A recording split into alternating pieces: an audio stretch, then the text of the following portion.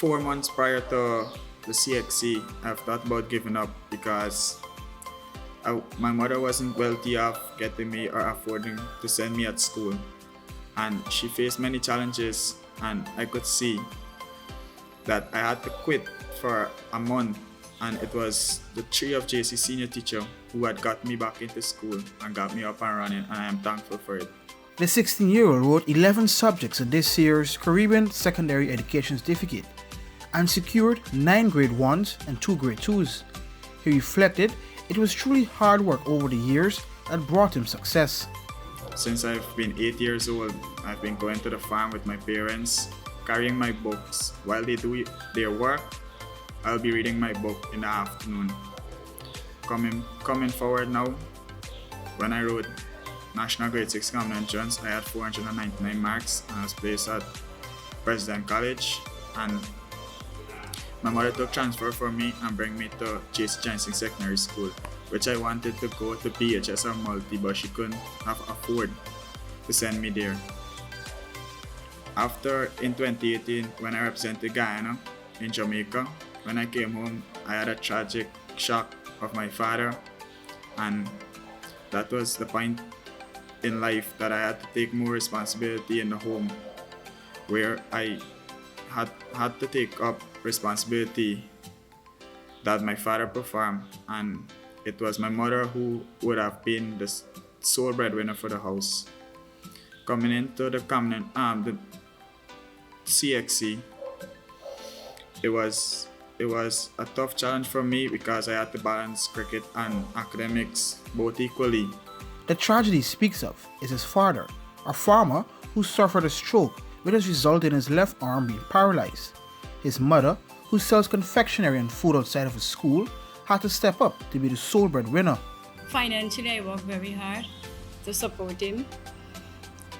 And morning time when I wake him up, something say, "Oh, mommy, I want to sleep." I say, "No, you have to make sacrifice because this is once in a lifetime opportunity."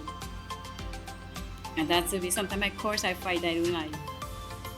But I thank God for it. Cricket and academics were not the only aspect of his life he had to balance, since he took up the role of farming for the family. After I come to school in the morning and I go home back, I go to the farm in the afternoon. I spend like an hour some afternoon 2 hours, some afternoon more. I would miss practice, usually when I spend more.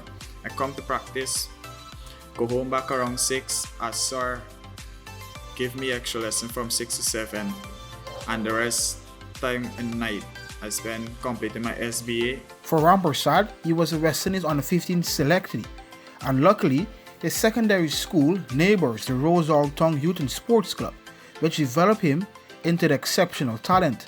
So Jonathan is following in a well-defined tradition, and we are very happy for him. We are very, very proud of him. And those of us who know his life know that to succeed, he really had to go through some difficult times.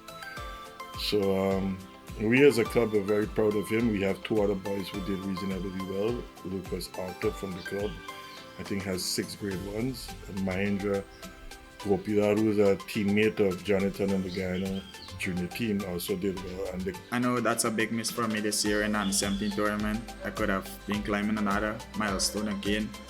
And then again, seeing young players like St. Clair and Hetmai and Chemo perform, it gave me a big motivation that I could do well and one day reach to the top and accomplish another goal of mine. I want to play cricket at the highest level and wear the maroon cap one day in life. And then academically, I want to do good and make my parents proud. Well, I know he is going to be a great man because I am going to be with him, guide him along, push him to become whatever he wants to be in the future. An aspiring agricultural engineer like his grandfather, Jonathan Rampersaud, young Rampersaud is hoping that he can be awarded a scholarship in the near future so that he can be afforded a chance to live his dream. For the newsroom, Akeem Greene.